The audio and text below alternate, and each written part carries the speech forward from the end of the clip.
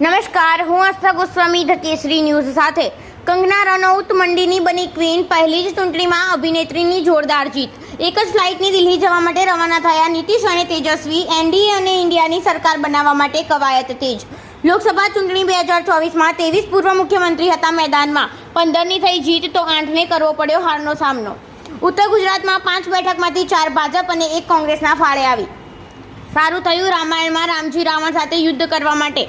અયોધ્યામાં ભાજપની હાર થતાં હનુમાનગઢીના મહંતની પોસ્ટ વાયરલ. મોદી સરકારના આ મંત્રીઓને કરવો પડ્યો હારનો સામનો. સૌથી વધુ મંત્રી ઉત્તર પ્રદેશમાંથી. મોરાગઢ દર્શન કરીને પરત ફરી રહેલા પરિવારને નડ્યો અકસ્માત. 6 લોકોના થયા કરુણ મોત. ગુજરાતમાં વિજેતા થયેલા ઉમેદવારોમાં 1 સાંસદ તો ફક્ત 10 ચોપડી જ પાસ છે. ભરતપુર લોકસભા બેઠક પરથી જીત મેળવીને રાજસ્થાનની સૌથી નાની વયની સાંસદ બની સંજના જાટવ.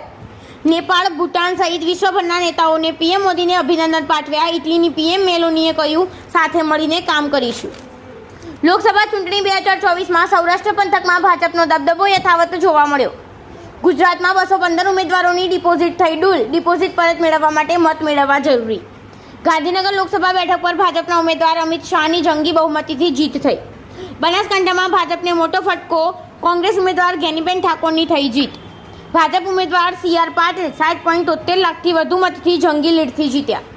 છેલ્લી 3 લોકસભા ચૂંટણીની સામે 2024માં ગુજરાતની આ શાનદાર બેઠકો પર ભાજપે મેળવી શાનદાર લીડ.